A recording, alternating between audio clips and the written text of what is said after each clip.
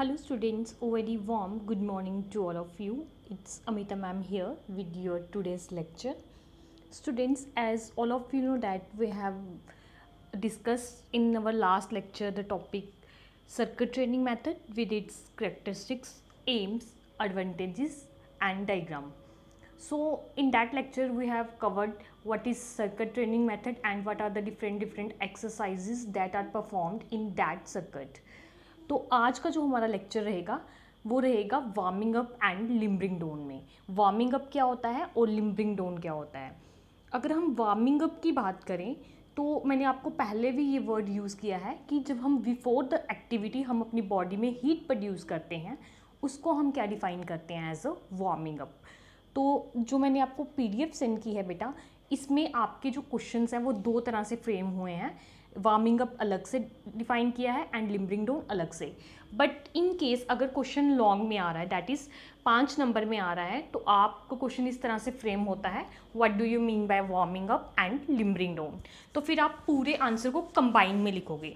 And in case अगर आपका question short में आ रहा है, सिर्फ वार्मिंग अप पूछा है एंड लिम्बरिंग डाउन पूछा है अलग अलग, तो फिर आप उसी क्वेश्चन के हिसाब से आंसर दोगे। अब देखो वार्मिंग अप क्या होता है। वार्मिंग अप एक प्रोसेस है जिससे हम अपनी बॉडी में क्या करते हैं, जो मसल्स होती हैं उनमें हीट प्रोड्यूस करते हैं सो दैट कि जो हमारी बॉडी है वो रेडी हो जाए किसी भी एक्टिविटी या वर्क को परफॉर्म करने के लिए। और जब हम हीट प्रोड्यूस करते हैं अपनी बॉडी के अंदर, वो किसके थ्रू होती है, लाइक जॉगिंग हो गया, performing certain setup of exercises. तो इन तरह से हम क्या करते हैं, बिफोर द एक्टिविटी अपनी बॉडी में हीट प्रोड्यूस करते हैं, जिसको हम क्या डिफ़ाइन करते हैं एज अ वार्मिंग अप। अगर हम अनदर वर्ड्स में वार्मिंग अप को डिफ़ाइन करें तो हम ये बोल सकते हैं ये एक प्रोसेस है जिसमें एक ह्यूमन बॉडी, दैट मीन्स कि जो ह्यूमन मशीन है वो किस कंडीशन में आती है, वो इस कंडीशन में आएगी कि हम क्या कर सकें, सेफली रिस्पॉन्ड कर सकें through our nervous impulses, as well as जो हम वर्क परफॉर्म करते हैं उसका जो रिज़ल्ट है वो एफिशिएंट और क्विक आए। तो इस तरह का जब हम कोई एक्टिविटी परफॉर्म करते हैं बिफोर द कंपटीशन और before the participation, that is known as your warming up. अब आपकी डेफिनेशन रहेगी अकॉर्डिंग टू डेवरीज। अगर हम अकॉर्डिंग टू ऑथर की बात करें तो डेवरीज ने इसको कैसे डिफ़ाइन किया है। डेवरीज से इन ही स्टडी दैट वार्मिंग अप क्या करता है, हमारी बॉडी के टेम्परेचर को इंक्रीज़ करता है और जो हमारे ब्लड मसल्स का जो ब्लड होता है उनमें भी क्या करता है, हीटअप प्रोड्यूस करता है, जिससे जो हमारी परफॉर्मेंस है वो इम्प्रूव होती है।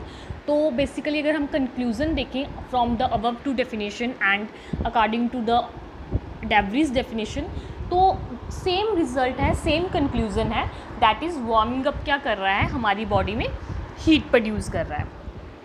अब वार्मिंग अप को इसने अनदर वर्ड्स में कैसे डिफ़ाइन किया है, वार्मिंग अप क्या होती है, खुद में प्रैक्टिस। जब हम खुद में प्रैक्टिस परफॉर्म करते हैं या अपनी बॉडी को खुद से ही क्या कर रहे हैं, एक एक्टिविटी में ला रहे हैं या फिर एक एक्शन में ला रहे हैं या मोशन में ला रहे हैं, that is known as your warming up. Next one is warming up क्या करता है, basically different set of exercises consist करता है। और एक्सरसाइजेस जो होती हैं वो किस तरह की होती हैं, फ्रॉम प्रिपरेटरी फेज से। दैट मीन्स कि जो हम एक्सरसाइजेस परफॉर्म करते हैं उसमें हमारे बेसिकली स्किल्स क्या होते हैं, डेवलप होते हैं, स्किल्स इम्प्रूव होते हैं। तो जब हम इस तरह की कोई एक्सरसाइजेस परफॉर्म करते हैं और जो हमारा कंपटीशन है उससे पहले अगर हम ऐसी एक्सरसाइजेस परफॉर्म कर रहे हैं जिसके थ्रू हमारी बॉडी में हीट प्रोड्यूस हो रही है, that is known as your warming up. तो ये थी आपकी वार्मिंग अप बेसिकली होती क्या है और according to author warming up को कैसे डिफ़ाइन करते हैं। देन अब आप नेक्स्ट देखो, आपको ग्राफ विजिबल होगा जिसमें मैंने वार्मिंग अप की डिवीज़न की है। First one is your physiological and second one is your psychological. अब देखो वार्मिंग अप दो तरह की होती है।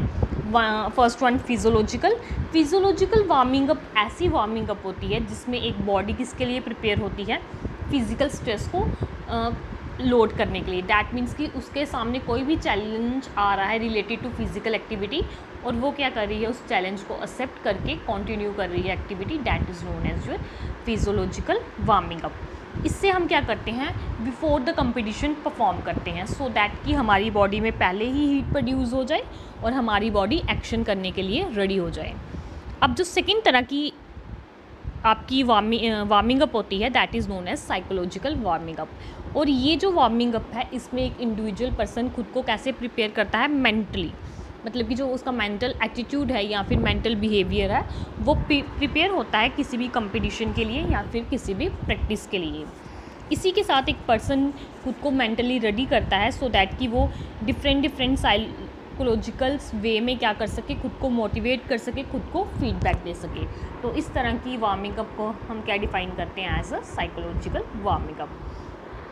अब अगर आप ग्राफ को देख रहे हो तो आपको विजिबल होगा कि वार्मिंग अप की 2 टाइप्स हैं, फिजियोलॉजिकल एंड साइकोलॉजिकल। देन जो फिजियोलॉजिकल है उसको फर्दर डिवाइड किया है active warming up and passive warming up में। देन जो आपकी एक्टिव वार्मिंग अप है उसकी फर्दर डिवीज़न है general warming up and specific warming up. तो हम कभी कभी जनरल वार्मिंग अप परफॉर्म करते हैं जिससे हमारे बेसिक स्किल्स इंप्रूव होते हैं, और कभी कभी हम स्पेसिफिक लाइक योगासन्स परफॉर्म करते हैं जिसके थ्रू हम क्या कर रहे हैं, खुद की बॉडी में हीट प्रोड्यूस कर रहे हैं, या फिर मोशन लाइक एक्टिविटीज़ परफॉर्म कर रहे हो जिससे हमारी बॉडी में हीट प्रोड्यूस हो रही है। तो इस तरह की वार्मिंग अप को हम स्पेसिफिक वार्मिंग अप बोलते हैं। अब देखो नेक्स्ट जो रहेगा that is the importance of warming up. तो अगर हम इम्पॉर्टेंस की बात करें तो सबसे पहली इम्पॉर्टेंस क्या है, अवॉइड स्पोर्ट इंजरीज। अब ये डेफिनेशन हमें क्या डिफाइन कर रही है कि अगर हम क्या करते हैं बिफोर द एक्टिविटी अपनी बॉडी में हीट प्रोड्यूस कर लेते हैं तो उससे क्या होगा, एक इंडिविजुअल पर्सन किसी भी माइनर या फिर मेजर इंजरीज से ऑलरेडी प्रिवेंट हो जाएगा, जिसके कारण जो उसकी बॉडी है वो क्या किसी भी इंजरी से सफ़र नहीं करे भी, और उसकी जो टाइप ऑफ एक्सरसाइजेस वो परफॉर्म करेगा उसके लिए वो क्या रहेगा, रेडी रहेगा, और उसका जो रिकवरी पार्ट है वो भी अच्छे से परफॉर्म होगा। तो कहीं ना कहीं जो कंक्लूज़न है वो हमें ये डिफ़ाइन करता है कि अगर हम warming up before the competition या एक्टिविटी परफॉर्म करते हैं तो उससे हमारी बॉडी में इंजरीज होने के चांसेस कम हो जाते हैं। Second one is improve flexibility. तो आप सबको पता है कि जब हम हीट प्रोड्यूस कर लेते हैं, हमारी बॉडी हीटअप हुई होती है, हमारी जॉइंट्स वर्क परफॉर्म कर रहे होते हैं, तो ऑटोमेटिकली जो हमारा कंपोनेंट है फ्लेक्सिबिलिटी वो भी क्या होता है, इम्प्रूव होता है, और हमारी बॉडी की जो मसल्स हैं वो मैक्सिमम फोर्स को एक्सर्ट करती हैं।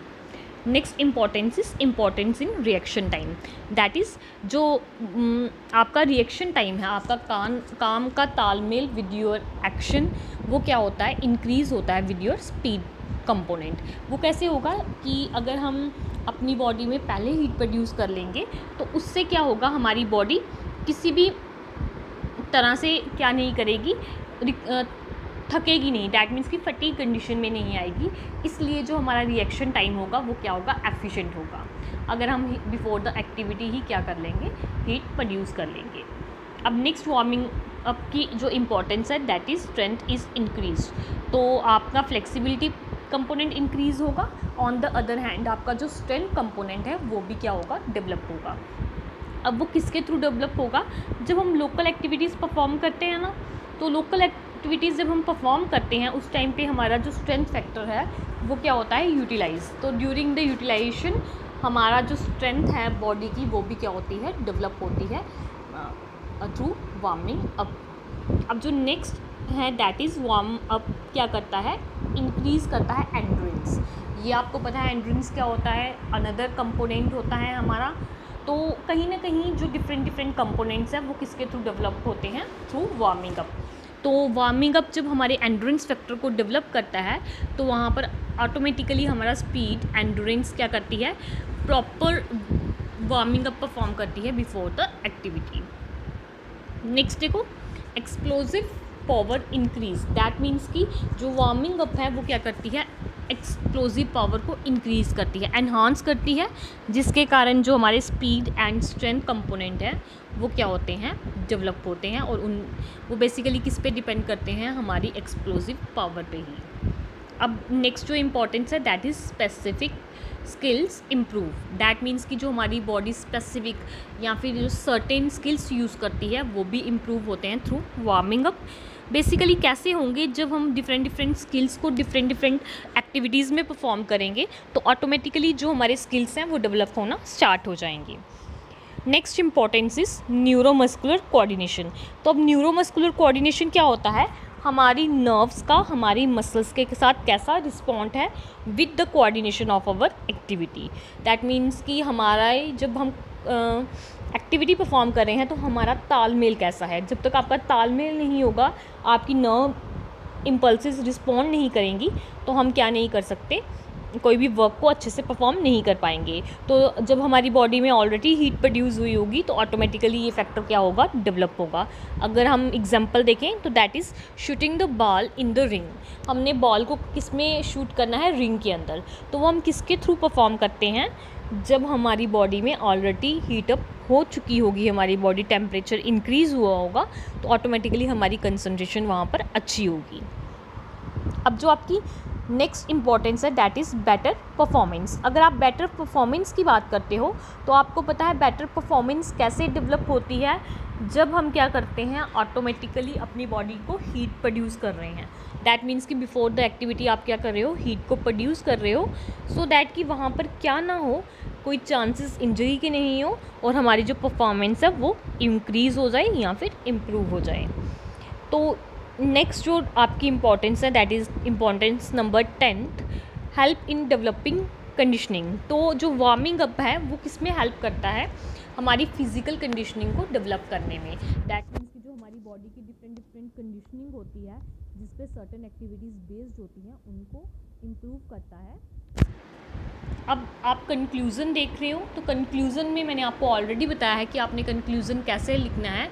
तो आप कंक्लूज़न में ये लिख सकते हो, in the last we can conclude that the need of warming up depend upon the standard of player. जैसे एक नीड जो है वार्मिंग अप की, वो किस पे डिपेंड करती है, इंडिविजुअल प्लेयर पे, क्योंकि जैसी उसकी बॉडी की नीड होगी इसी तरह की उसने क्या करनी है, अपनी बॉडी में हीट प्रोड्यूस करनी है। तो ये था warming up with its importance.